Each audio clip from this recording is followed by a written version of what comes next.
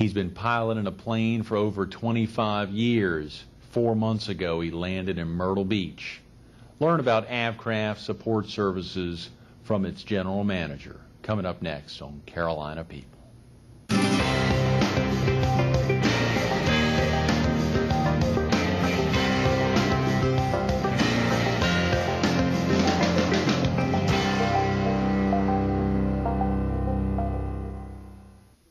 Good morning. Welcome to Carolina People. This morning we're at the North American Institute of Aviation. We're focused on Avcraft Support Services, and we're visiting with its general manager, Mike Hill. Good morning, Mike. Good morning. Thanks so much for getting with us early morning. Very happy to be here with you. Coming out to Conway. Of course, it's the Conway Airport as well, which is even better since you're spending a lot of time on an airport. Familiar territory, very much so. Is it really? I mean, you've been around airports for a good while. Well, I've been a pilot for about 25 years now, so aviation has always been a real big interest of mine, and it's kind of nice now. It's really part of my livelihood now. So it didn't start out that way, but now I'm there, so I'm very happy with that. Growing up, had you always thought, I want to be up in a plane, I want to be a pilot, or is it just something that bumped into you in your 20s? Well, I think a lot of people really are fascinated by flight, and I'm no exception to that. However, it wasn't something that I inspired to do, but as I did get older, it became something I was interested in. I did a little research, and then I had an opportunity to learn to fly, and I took it up, and I've been flying ever since. Do you remember the first time you took a family member up in a plane with you, Mike? I mean, of course, doing it on your own is one great thing, but when you actually get folks you love up with you. Well, I'll give you a little interesting spin. The first time I went up with a family member, I was not flying the airplane. Oh. My girlfriend, now wife, was the one flying the airplane the first time I went up in a small airplane. Is that right? So actually, she was a student pilot at the time we met, and because of her was one of the reasons I really got involved in actually living that dream of being a pilot. So she was taking lessons, and I was one of her first guinea pilots, yeah. Or first passengers, and so it certainly was an experience. So we ended up, I got my license, and we ended up buying a small little airplane at the time, and we had 2 children. So I do recall when we first got the airplane and taking her and the kids up in it, and that was the first time that I took the family up. Yeah, so. That's fascinating. And of course, y'all were both taking classes at the same time. Did your wife end up getting her pilot's license? She did get her license. Yeah. She had her license before me, and to kind of add a little bit more interest to that, her father was the one that taught her to fly. No. So she was his first student, successful graduating student. All his students have been successful. I better add that caveat there. And then I was his second student, and then I learned to fly from him. And so this wasn't in a place like this, the North American Institute of Aviation. It was actually just learning from Dad and now father-in-law. Right, and yes, it was. As a matter of fact, it wasn't a small place. It was a very large place that we learned to fly. It was at a Dulles International Airport. Wow. Back when that was in the early 80s, it wasn't as busy of a terminal, and they would allow small airplanes to go in and out of there for instruction purposes. Uh-huh. Obviously, it's grown so much that yeah. the instruction of student pilots there is something that does not occur. But it's always fun to tell other pilots that, yeah, I learned to fly at Dulles Airport, because most people that learn to fly obviously at like smaller yeah. airports, general aviation airports. How exciting, Mike. What an amazing opportunity. Now, did either of your girls, you said, I think earlier before we started, that you all have two daughters? I have 2 daughters, one that's 23, one that's 21, and neither one of them have any... Follow their mom and dad's yeah, footsteps. no, So, yeah. they just, they have other aspirations and enjoyments, and so neither one of them have learned to fly. It was pretty exciting raising girls. Oh, of course. It's very, very exciting, and we're very proud of our children. My oldest one is she graduated from a college in Florida last year, and she's now employed by Time Warner in New York City, working on in their music industry, and and works in writing articles about various country music groups on their web page. Is that right? And so she's really enjoying living in New York City. And my younger daughter is a rising senior at American University in Washington, D.C. Oh, yeah. And she's a political science major, but I think she's really an aspiring comedian because she loves taking improv classes. And Is that right? so she can just about recite most all of the Saturday Night Live skits that she can do those very well. So She is not thinking about law school now with political science degree. I don't know Yeah, if yeah. what she's gonna do. Obviously, being in the Washington D.C. area, there's Sure. lots of opportunities with a political science Yeah. degree. So, but whoever hires her better be ready for a comedian to be around. So That's great. lighten up the work. Lighten up the workplace. That political stuff, you got to lighten Oh, up. they need up it. there. They Yeah. need it. Absolutely. I think I saw you're a graduate of American University as well. I did. I graduated from American University with a degree in criminal justice. Huh. So- Okay. Which set the stage for what we're about to talk about. You after college, did you directly go into the criminal justice work? Actually, I went through 2 years of college, and I got an associate's degree in criminal justice. And then I was in the Army for 3 years, and I Okay. was involved in law enforcement in the Army. Hmm. And then once I did my 3 years in the Army, I went with the police department in the Washington, D.C. area. And I went back to college while I was in the police department and Right. finished my degree while I was working at the police department. That's great. Well, what was that like, finishing and of course the experience of being in criminal justice in the Army, courts martial and otherwise considerably different than I guess out on the street working there in the D.C. area. Oh, it's very different. With working in the criminal justice field or law enforcement field in the military, there are certain laws that are very different from in the civilian arena. So you have to reacclimate yourself towards that type of environment.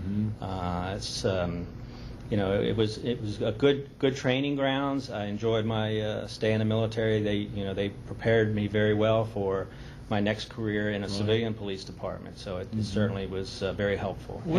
Yeah. I was just going to say that we find that a lot of folks that have military experience really fit into the law enforcement. Obviously, it's a Structured. quasi type military environment when you're in a police department. So it certainly lays that groundwork to have an easy transition into that type of environment when you're working. So, Mike, what are some of the biggest differences between the the criminal justice side and the military, in this instance in the Army, and the criminal justice out in civilian life? Any of the big differences? Of course, you're working under the Code of Military Justice, or Right. the Uniform Code of Military well, Justice. what you find except for in your extreme criminal type of cases, but when you're dealing with more of your social type of cases where you're dealing with folks that might have had too much to drink or things of that nature.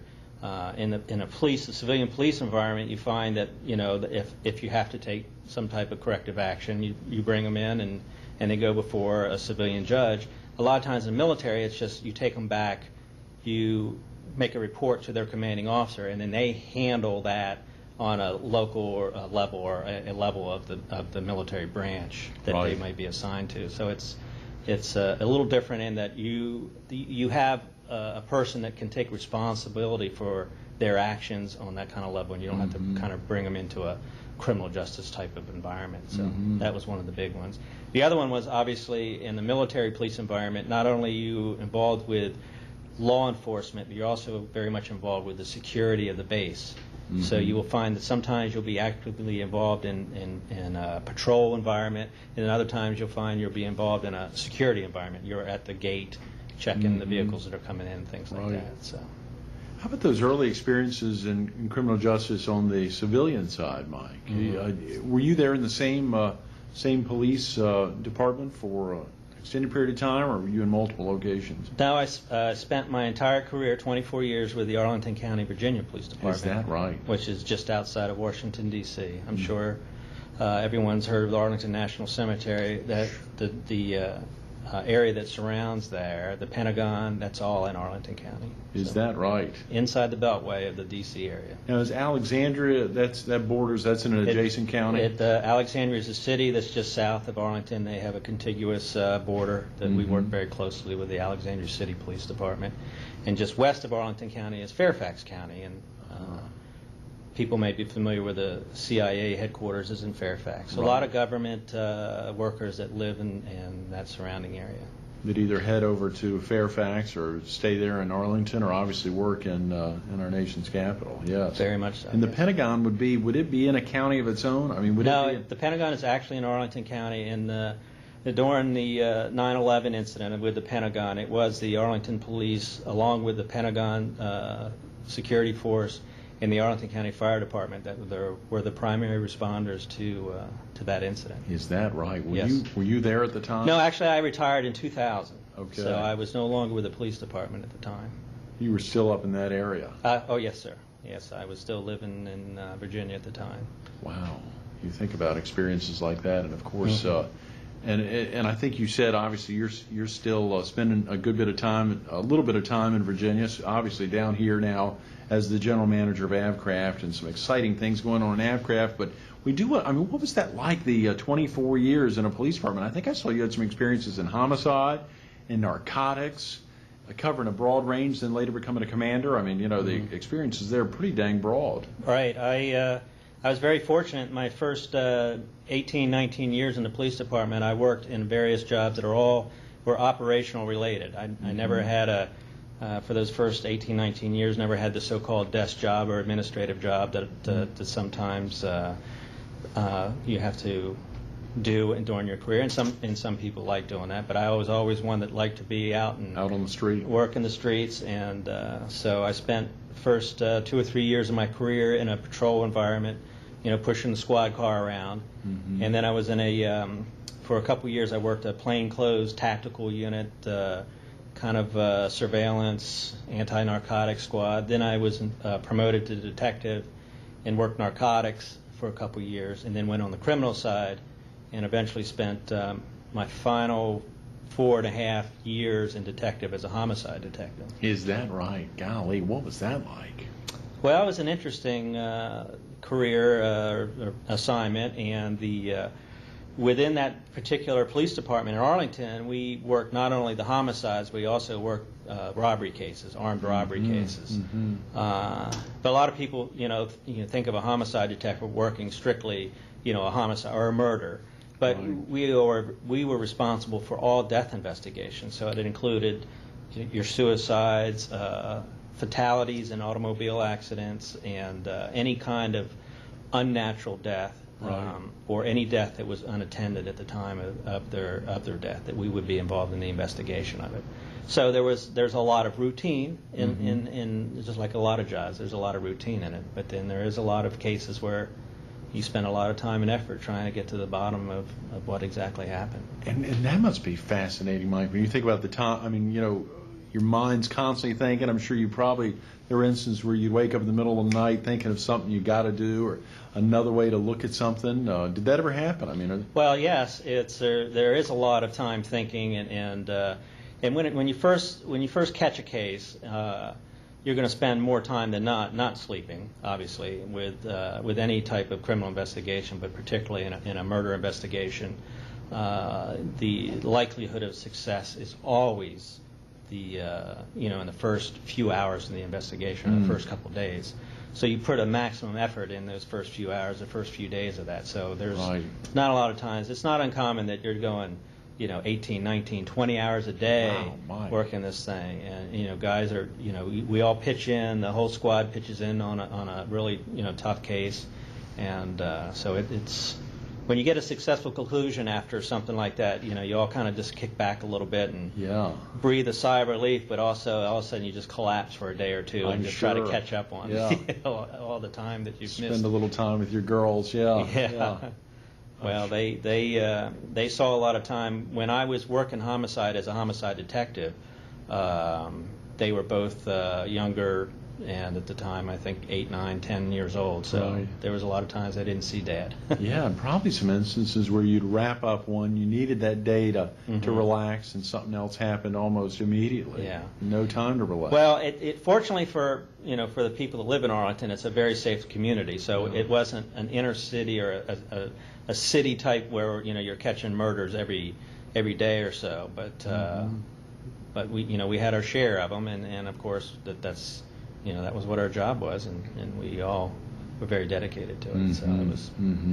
But it was an interesting career, and after I left homicide, I got promoted and started to become a supervisor. I went back supervising on the street, but then I later was asked to command the homicide squad, and I went back into homicide as a commander. And for any of the detectives that are out there, a lot of detectives, once they get into detectives, and especially in homicide, that's what they love. They just want to stay there. Right. So a lot of the guys that I worked beside while I was a detective, I ended up coming back and I was their supervisor. So interesting That must have scenario, been but interesting, yeah. but to this day I still learn from them, even though I was a supervisor, because Oh, they yeah. had been around for years and years, and so it was it was a good job. Now, Mike, how did the retirement from the police segue into the opportunity with Avcraft? An exciting one. Of course, we want to talk about the business jet market, the regional jet market. Obviously, a lot happening. The Dornier 328. Well, when I left the police department, I was contacted by the University of Maryland. They were just starting up a project.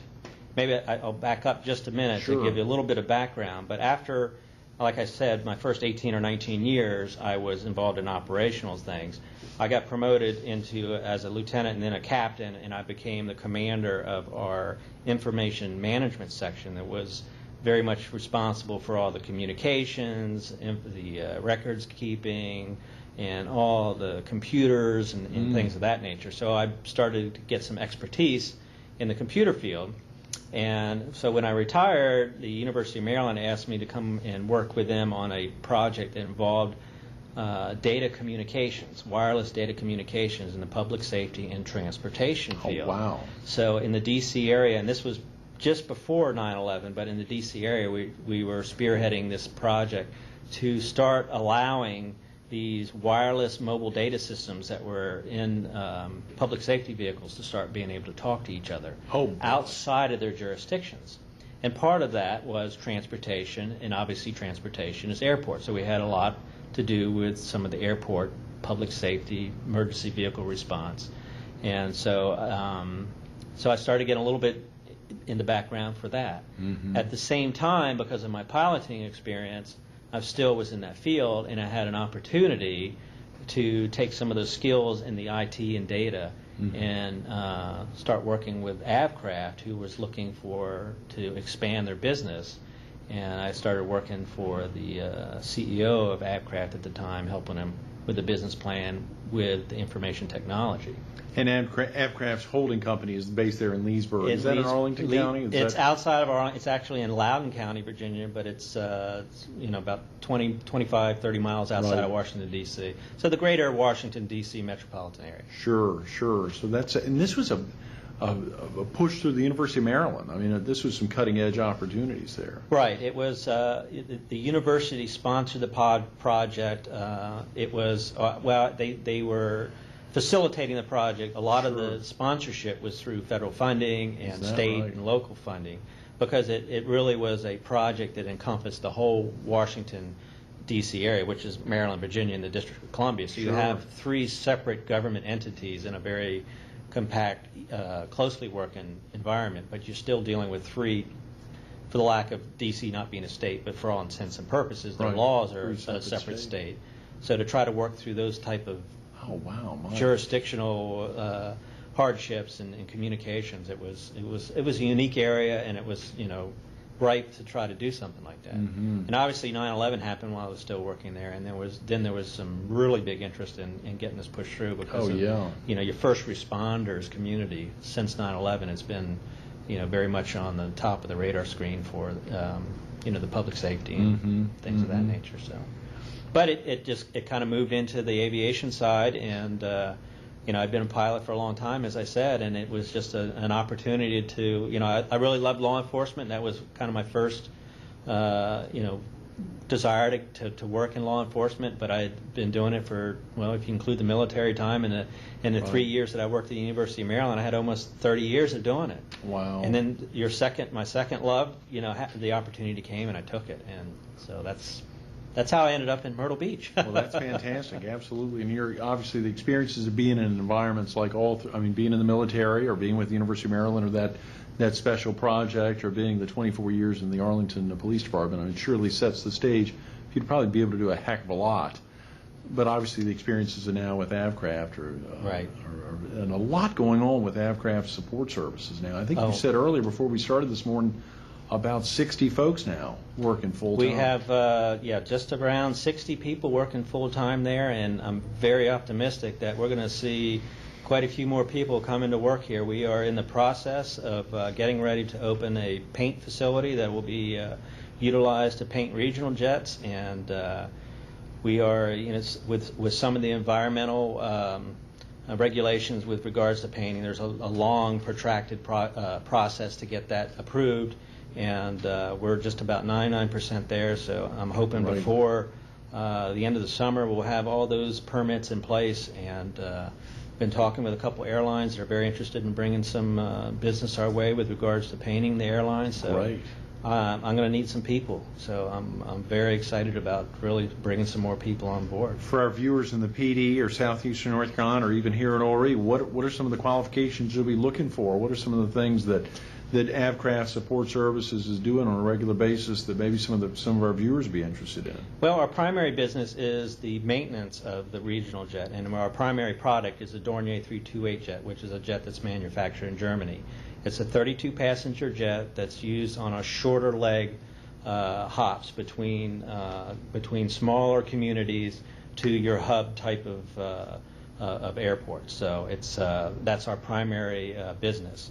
And of course, in order to be able to work on those, you have to have special qualifications, which this facility here provides that training. So you need to be what's called an AMP or an airframe and power mechanic that's licensed under the FAA, certified under the FAA to be able to do that type of work. Obviously, we have some support services outside of the mechanics that we look for with regards to maintaining our facility of that nature. But for most of the folks we have are aircraft mechanics. We have some administrative folks as well. As far as the painting of the aircraft, one of the places that we like to reach out to are some of the technical schools that are involved. Interestingly enough, they teach them how to paint automobiles. Well, it's not a whole lot of difference. I have skilled personnel that have been painting aircraft for a long, long time, and these are the kinds of folks that we'd like to bring in. They have some background in the use of the materials and the paints, and we just we go from you paint an automobile. Well, we can teach how to paint an airplane. So it's nice to have people that have been experienced in that environment, but it's they're hard to come by. So that's fantastic. We've just got a few minutes, Mike. If a viewer anywhere in our viewing area had is there a good phone number to call, or could they go online to learn more about Avcraft? Good phone number. Our number is 843-232-1338. It's located. That will bring you to our main number, and you can speak to our Human Resources Department. Right, 843-232-1338. Correct. And you all are on the former Myrtle Beach Air Force Base. It's actually the Air Force side of the field is in some of the hangars that we're working in were the previous military hangars that the Air Force used. And the facility for the paint was where the military used to paint their A-10s when they were based here. Right. Wow. So, and you're right behind the Myrtle Beach Police Training Facility. You got a big police presence right next door, I think. We have almost 200,000 square feet of space for our operations there. So we're very busy. We have an operation 7 days a week. We have 7 days a week. 7 days a week. We have people working on airplanes. That's to try to meet the needs of the operators of these aircraft. We also provide all the on-call maintenance for the majority of the airlines that come into Myrtle Beach. So if they have a small problem at the gate, they don't have a maintenance operation on the field, we respond and try to help them with any small problems they may have So the passenger that's waiting for a little fix, that's, we'll try to get over there real quick and do that so they can try to get those airplanes pushed back. There's nothing more frustrating than sitting at a gate waiting for a maintenance problem, so we do all that. Particularly in the heat of the summertime, and of course that's a 24/7 thing as well. 24/7 for the on-call maintenance. That's correct. Yes, sir. Regional jets, business jets, a pretty sizable market here, Mike. We got less than a minute. You think about that. Sorry, time has flown. But there's a heck of a lot, a very sizable market for Avcraft to be able to tap for many years to come. Well, Avcraft is very appreciative of Horry County and South Carolina. We've had an opportunity to work with the community. Some of the folks that we came here came from other businesses and have relocated to Horry County. They purchased homes here. They have kids in the school systems, and all the folks that work with me there just really enjoy the area and the facilities, and so it's been a good relationship for both of us, and we look forward for a long extended stay here at Myrtle Beach, and look forward to expanding the business and working with the community. Those are great words. Thanks so much for being with us this morning, Mike. I appreciate it, and thank you. Absolutely. Stay tuned to more Carolina People with Mike Hill coming up next.